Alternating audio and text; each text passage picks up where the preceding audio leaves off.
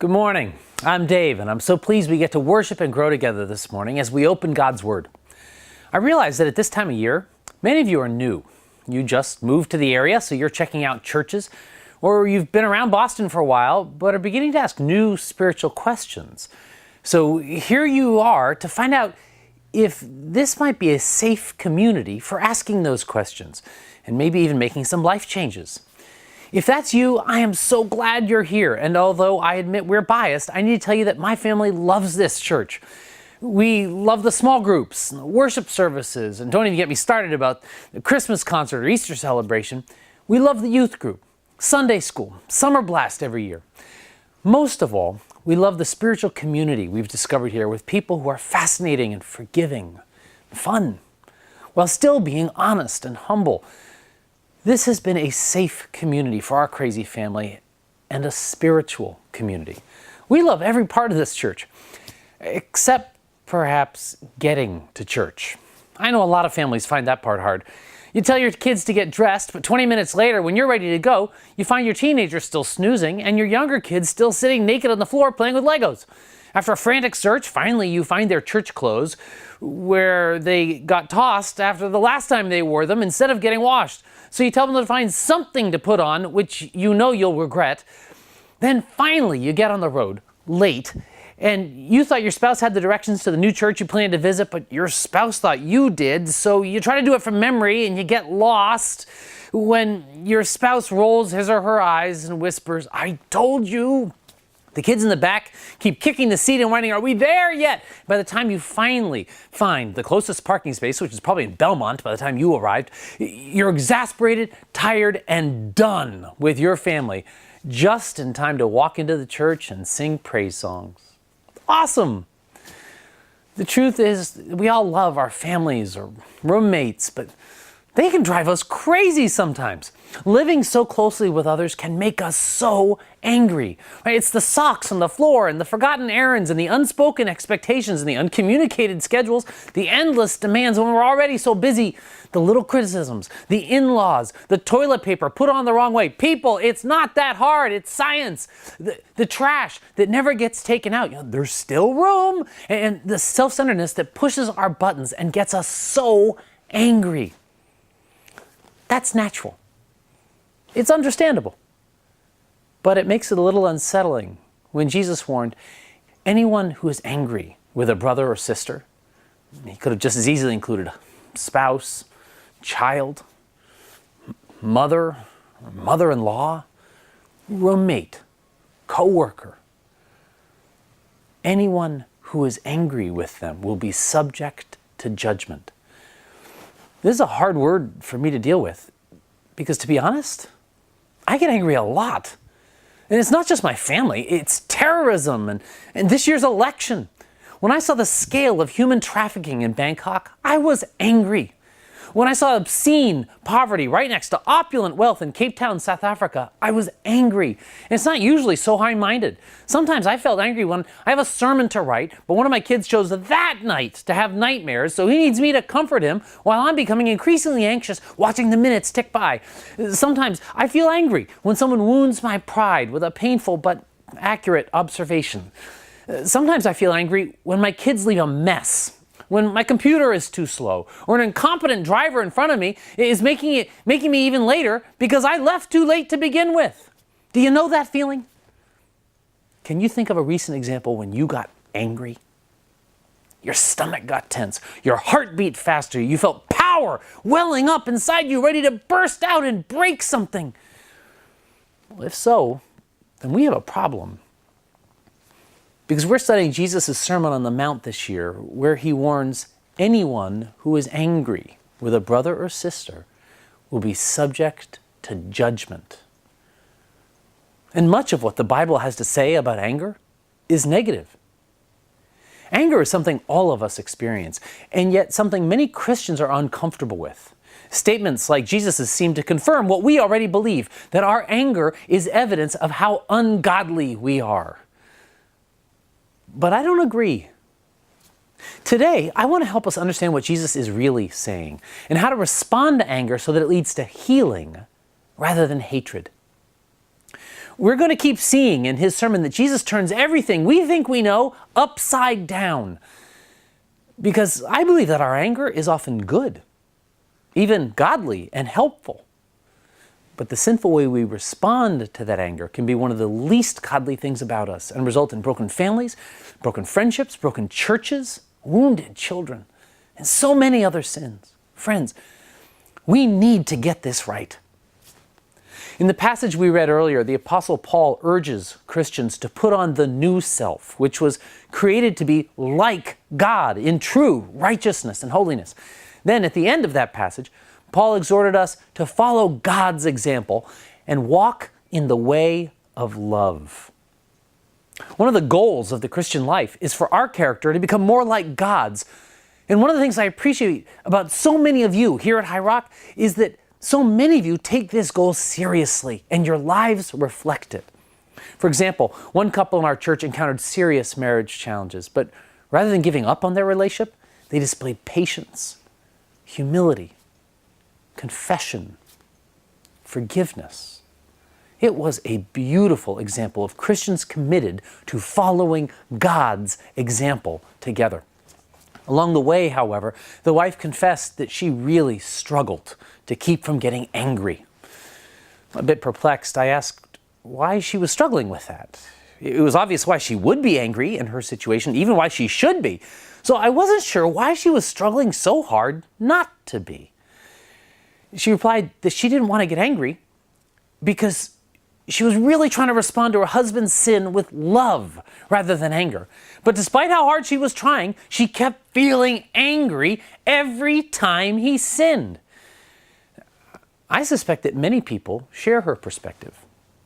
If we want to follow God's example, then we shouldn't get angry, which is frustrating because even after following Jesus faithfully for years, most of us still get angry sometimes. Apparently, we're not as godly as we'd like to be.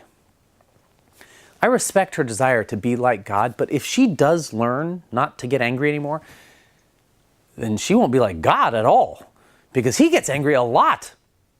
In fact, Psalm 7 insists that he's angry with the wicked every day. I can show you 374 more Old Testament verses like that. Well, some of you might retort, well, sure, but that's the Old Testament. Right? The New Testament is all about God's love. True, the New Testament is all about God's love, just like the Old Testament is. And just like the Old Testament, sometimes in the New Testament, God's love is expressed as anger. When Jesus saw the hard hearts of the Pharisees, who cared more about their traditions than about the suffering of others, Mark reports that Jesus looked at them in anger. Well, some will say he wasn't really angry. He was irritated or disappointed. Jesus would never get angry. Well, okay, then what about John 2, where Jesus literally cracks the whip and throws tables? Now, I'm no psychologist, but that sure looks like anger to me. Sometimes Jesus gets angry because, hear this, anger is an essential expression of love. Most of us suppose anger is ungodly and unloving, but perhaps the real problem is the way we respond to our anger or have seen others respond that's not godly or loving. Some of you have been abused in someone else's anger. Almost all of us can remember times we've let our anger lead us into sin. We've seen how dangerous it can be. Think back to that moment when you were really angry. Whatever it was. What did it feel like? What did you do? Did you act more godly or less? What is anger? Well, at one level, it's a physiological response to emotions in which the hypothalamus causes our adrenal glands to release hormones in our bloodstreams, which raises our blood pressure, constricts the blood vessels in our intestines, dilates our coronary vessels, increases our heart rate. Some people get sweaty palms, other people get hot, other people get cold and clammy. We're aroused and energized for action. Ironically, these are the same symptoms we associate with love, which shouldn't be surprising because godly anger is an expression of love. Some of us react to anger too quickly. But my experience among Christians has been that because we're reluctant to admit we're angry, many of us suppress it until we can hold it in no longer and then finally explode and hurt ourselves or others around us. When we're angry, we might become vicious or selfish in ways that we'd never normally be and feel justified because we were patient for so long. Have you experienced that? If that's the way you deal with anger, then no wonder you don't think anger is godly or loving. Yours probably isn't. But anger can be godly. In fact, sometimes it's necessary for godliness because God, who loves perfectly, gets angry every day. The Bible's filled with examples of what God's anger looks like. So from the Bible, we can learn what godly anger looks like. And the best place to begin is probably the passage we read earlier from Ephesians 4. There we read, "In your anger, do not sin." Can you be angry and not sin? Most of us have been taught that anger itself is sin. It doesn't matter what you do next. You already blew it by getting angry. If you think that, then you might find it odd that both Greek verbs in this phrase are imperatives. It's a pair of commands. So the better way to translate it would be angry, but don't sin. We're not just allowed to get angry in certain situations, we're required to get angry. Remember that our goal is to be like God, which includes being angry like God is. That is, being angry, but not sinning. Because anger is an expression of love. So Paul demands, be angry. Your anger is supposed to help you protect those you love from any threats. Now, sometimes those threats are from without. So my wife would get angry if she heard someone lie about me, yell at me, or criticize me unjustly, because her love propels her to protect me. But as often, those threats are from within. She sees me shade the truth, or yell at the kids when I'm tired, or harbor a critical spirit of others, and she gets angry, wanting to protect me from my own sin. She sees me becoming selfish or lazy around the house, and she becomes angry because that threatens our family relationships. Godly anger is an expression of love designed to energize us to take action against injustice or sin that threatens to harm any individual or relationship. By resisting evil and rescuing the evildoer. Listen to the words of psychologist Gary Chapman. Anger is not evil. Anger is not sinful. Anger is not part of our fallen nature. Anger is not Satan at work in our lives. Quite to the contrary. Anger is evidence that we are made in God's image. It reveals our concern for rightness, justice, and fairness. Anger propels us to take action against evil of any kind. Anger started the Protestant Reformation, the abolitionist movement, and all of the great social and religious reforms of history. One of the goals of the Black Lives Matter movement is to help us finally get angry with something we should have been angry about a long time ago. When we get angry at the things that anger God, we're not sinning, but resisting sin. We're being like God. Many years ago, a high rocker was rightfully angry at me for being insensitive and critical, though I was totally unaware I was doing it. It would have been easiest for her to ignore me or leave the church. It can be awkward to confront somebody, especially your pastor, even if he's obviously wrong. Another option would have been for her to scream at me or gossip to others about what a jerk I am. But she didn't do any of those things. Instead of rejecting me, she reached out by explaining that her feelings were hurt.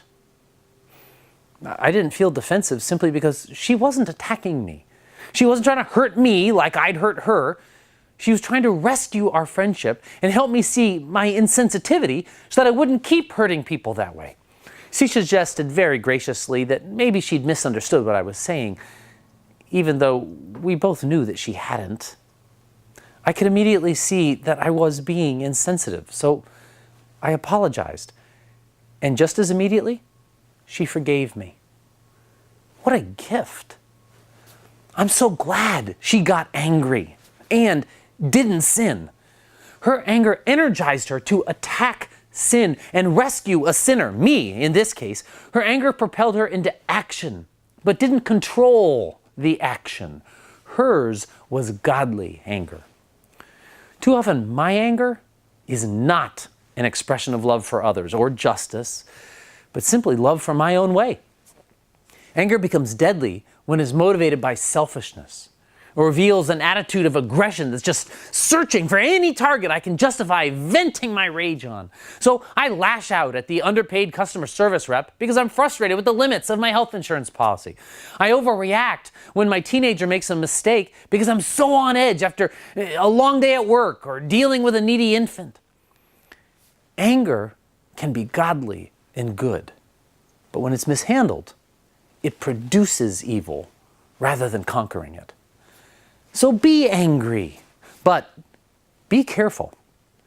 Godly anger is always an expression of love. The anger is against evil, not people. Maybe this is why Jesus clarifies, anyone who is angry with a brother or sister will be subject to judgment. In the scene I mentioned earlier from Mark 3, we see that Jesus was angry because he was deeply distressed by their stubborn hearts. Jesus didn't hate people. He loved people enough to protect them from the legalism and exploitation that was oppressing them. His anger was an expression of love. How different our anger tends to be. God created us to respond with anger against evil or injustice, but too often we lack the love for others or God or even ourselves to use that anger constructively. In our laziness, we either ignore the sin, hoping it'll go away by itself, or we blow up and we try to destroy the person who's arousing our anger. Against this first tendency, Paul says, be angry. Love enough to speak up about sin and its consequences. Against the second tendency, he clarifies, be angry, but don't sin. Hate the evil, but love the evildoer. In 1 Corinthians 5, Paul criticized the Corinthian church for not getting angry enough to do anything to help a brother who was obviously sinning. They thought they were loving, but they were really ignoring. They didn't love enough to rescue their friend from evil. In the same way, I'd argue that one problem in so many churches, families, and friendships is not that we're too angry, but that we're not angry enough. When we see sin taking hold of one of our brothers and sisters, too often we fail to get angry when we should. We don't love enough to save each other from sin. We justify it as tolerance, saying, be impolite for me to say anything. Goodness knows I'm a sinner too. So we let that sin grow unchallenged. And the whole body of Christ is disabled by the loss of another precious member. Godly anger is not anger at people. It's anger for them. That may sound spiritual, but often we get angry not just because someone sinned, but because they sinned against me. But even that's not necessarily ungodly anger. Often we're alerted to sin in others when it affects us. So our anger may be justified, but not all of our responses are. Be angry, but don't sin. How we react to our anger is crucial. The goal is to rescue the one who aroused your anger or the relationship between you.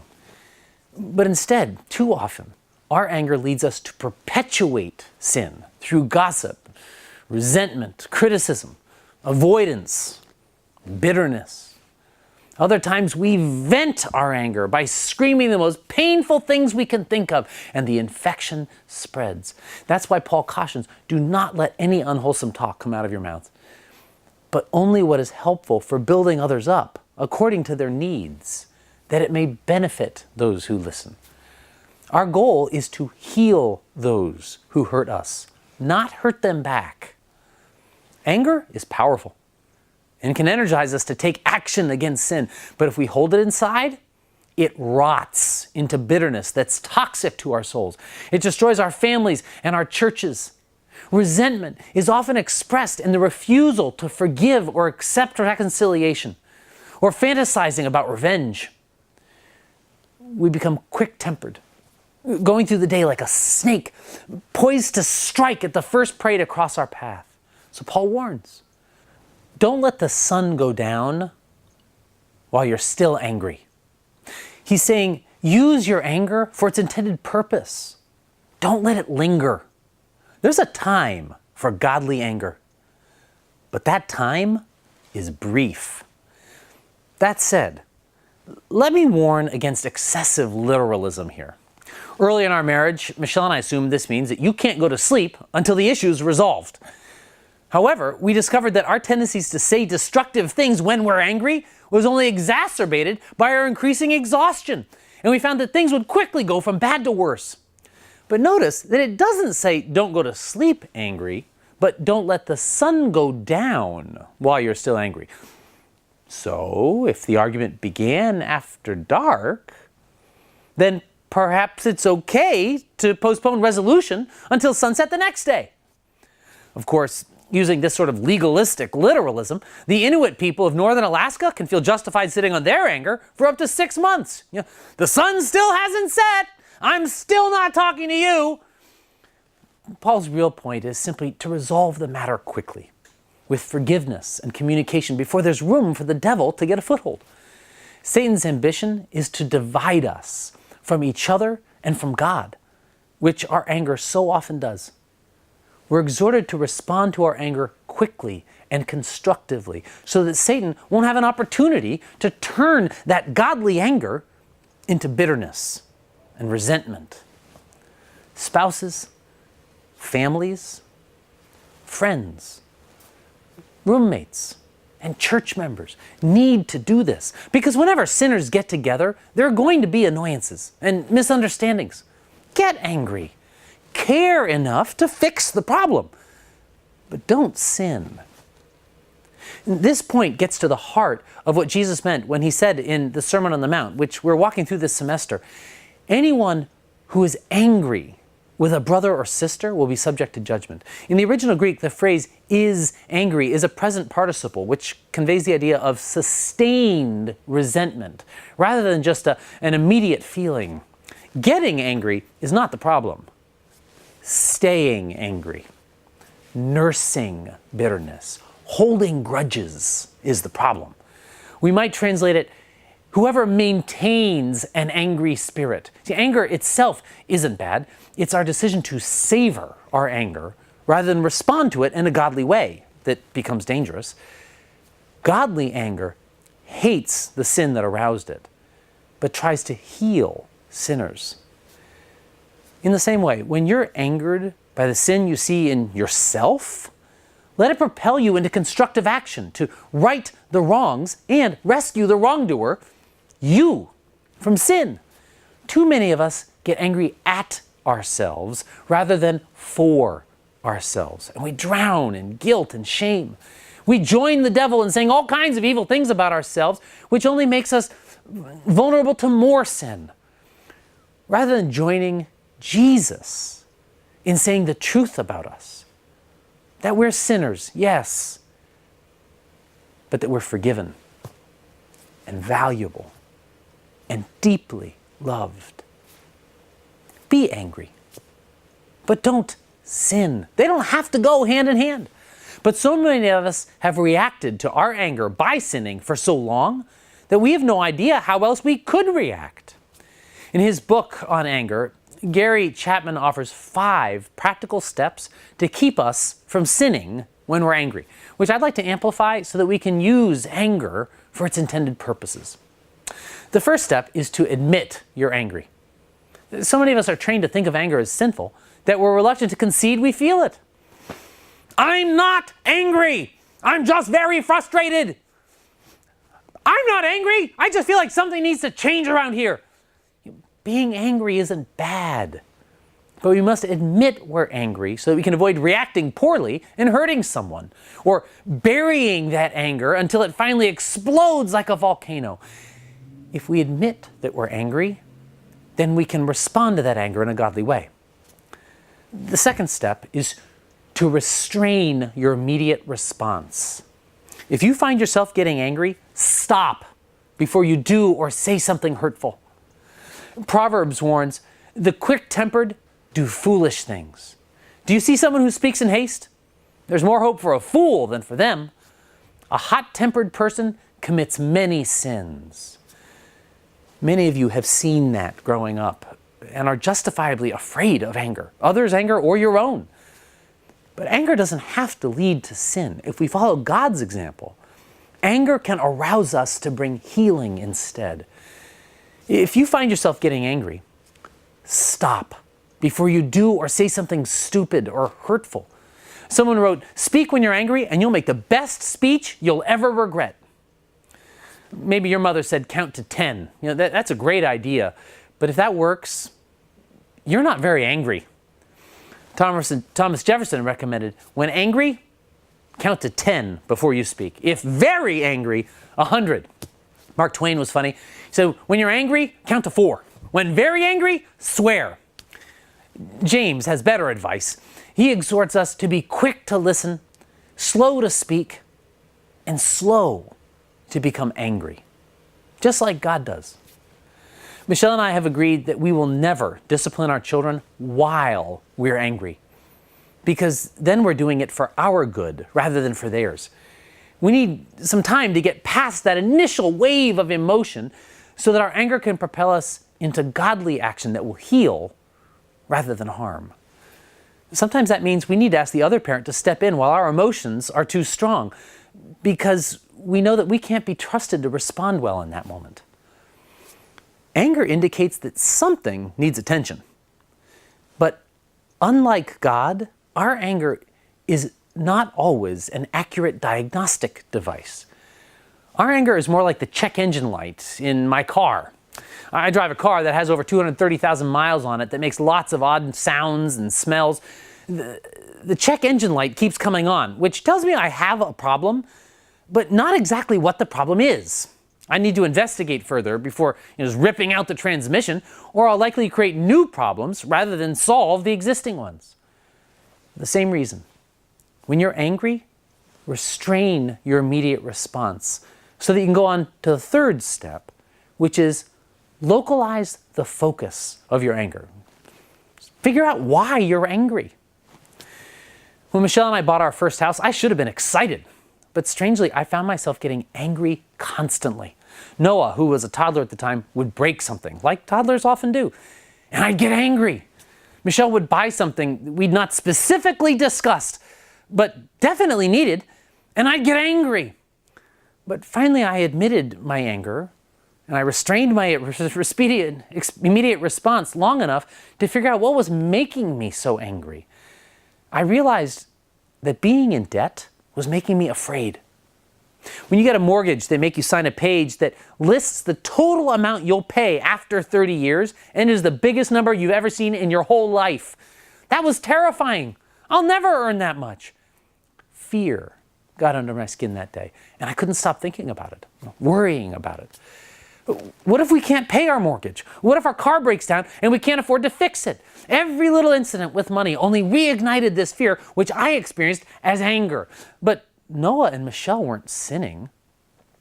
Once I identified my fear, I could think through it carefully enough to see that we're probably not going to starve after all. And even if we couldn't make a mortgage payment, God would still be with us.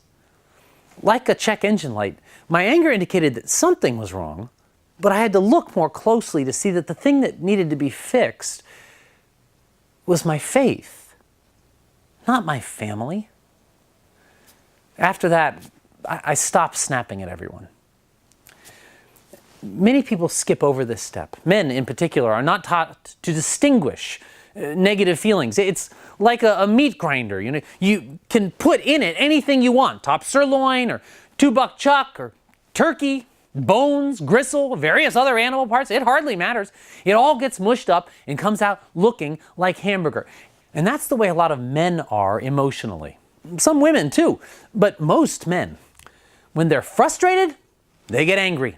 When they're embarrassed, they get angry. When they're sad, fearful, annoyed, or anxious, they get angry. We're taught that it's not manly to feel any of those other weak emotions, but anger is strong and very manly. So we react in anger to everything without figuring out what the real problem is. But if we take the time to investigate more closely, usually my anger indicates that something inside me needs to die. Some pride, some demand, some entitlement. I said that I died to myself when I first started following Jesus, but the flashes of anger that arise in my relationships with others help me see those places that I'm still holding on too tightly to something Jesus invites me to let go of. My child is not the problem. My pride is. My spouse is not the problem. My sloth is. My roommate's not the problem. My impatience is. Something in me needs to die so that I can come more fully to life in Christ.